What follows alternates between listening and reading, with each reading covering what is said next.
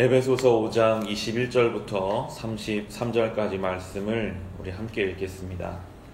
여러분은 그리스도를 두려워하는 마음으로 서로 순종하십시오.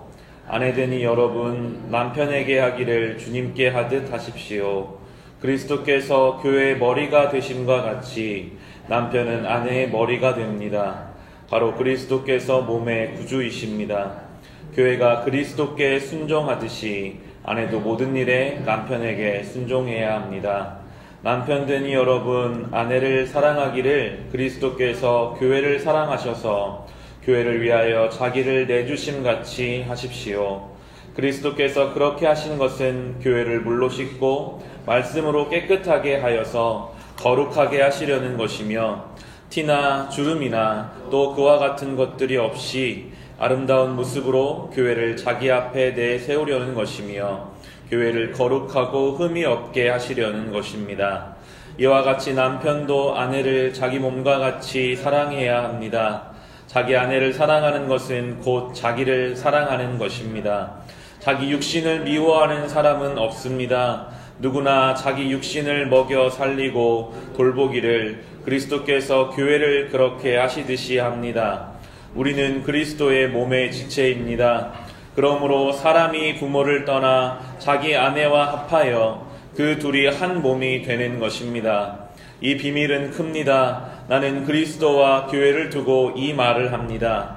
그러므로 여러분도 각각 자기 아내를 자기 몸과 같이 사랑하고 아내도 자기 남편을 존중하십시오. 아멘. 우리가 함께 살피고 있는 이 에베소서 5장은 그 중반까지 성령 충만함에 대해서 설명하고 있었습니다. 술 취하지 말고 성령 충만함을 받으라. 성도들에게 영적인 하나님을 향한 것들을 이야기하다가 오늘 우리가 읽는 이 21절부터 갑자기 그 내용이 아내와 남편을 서로 사랑하라. 부부간에 서로 사랑해야 한다라는 이야기로 연결되고 있습니다. 우리가 생각하는 성령 충만은 어떤 모습이십니까? 방언을 하고 예언을 하고 몇 시간씩 주님 앞에 쉼없이 기도할 수 있고 교회에서 그것을 가지고 열심으로 봉사하며 기쁨으로 하는 것만이 성령 충만의 모습일까요?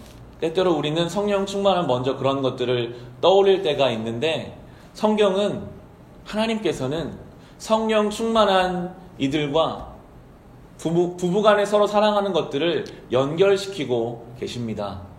어쩌면 성령 충만이라는 것은 다른 것보다 나에게 주신 사람들을 최선을 다해 사랑하는 것, 나에게 허락하여 주신 나의 아내와 남편, 나의 가족들이 서로 사랑으로 깊이 연합하여서 하나님 앞에 한 마음을 이루며 살아가는 것, 그것이 성령 충만함의 모습임을 오늘 성경을 통해서 우리에게 말씀하시고 계십니다.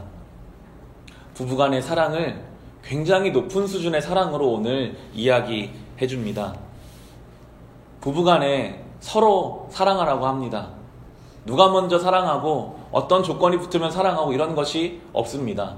아내들에게는 마치 교회가 주님께 순종하는 그 마음으로 남편을 세워주며 순종하라고 이야기하고 남편들에게는 마치 그리스도께서 교회를 위해서 모든 것을 다 내어주신 것처럼 그렇게 헌신적인 사랑을 하라고 오늘 우리에게 명령하고 계십니다. 정말 대단한 비유죠. 교회와 그리스도의 사랑을 부부간의 사랑과 같다.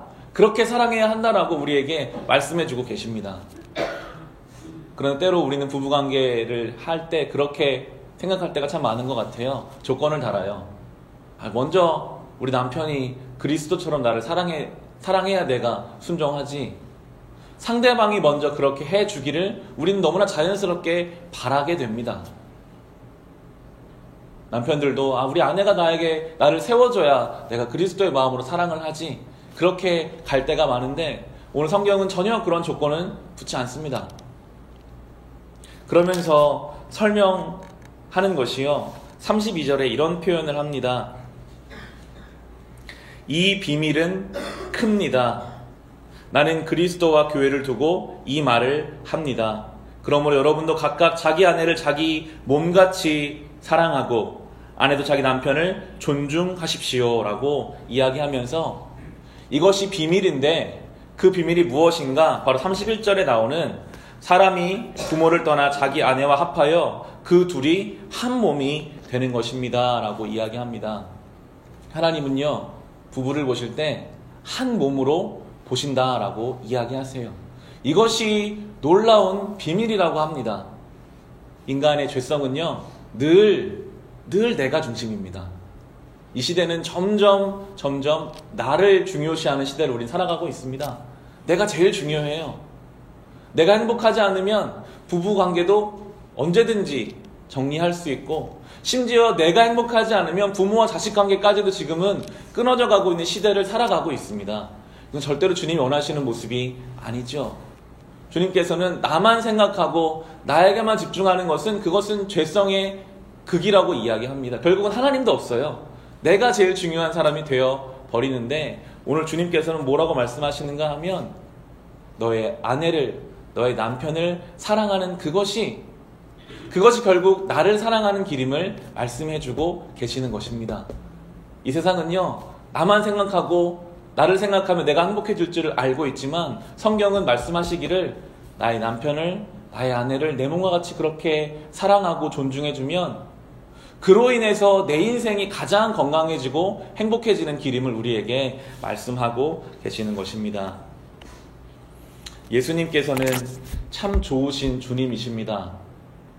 우리에게 사랑해라, 하기 힘든 사랑이지만 사랑해라 이렇게 말씀하시는 것이 아니라 먼저 주님이 본을 보여주셨습니다. 모든 것을 다 내어주는 사랑을 보여주신 후에 너희도 이렇게 사랑해라 라고 하신 것처럼, 우리가 그리스도의 사랑을 받은 사람들이기에 우리도 그 사랑을 가지고 사랑하는 가족들을 섬기며 살아가야 할 것입니다. 우리의 가정이 하나님이 원하시는 교회가 되어가야 합니다. 그 가정의 중심에 있는 부부가 서로를 사랑하고 존중함으로 하나님 나라를 이루어 가는 것입니다. 이 감사주일에 하나님 앞에 하나님 이 가정을 주셔서 감사합니다. 여전히 마음에 안 드는 것들이 있지만 이것을 기도하며 우리 가정을 세워가게 하시니 감사합니다. 정말 주님 앞에서 이 감사의 제목을 가지고 가정을 위해 중보하며 가정을 세워가심으로 그 가정 가운데 하나님 나라, 하나님의 뜻을 이루어 가시기를, 그렇게 해서 정말 성령 충만함이 우리의 일상 가운데 이루어지시기를 주님의 이름으로 축원합니다. 기도하겠습니다.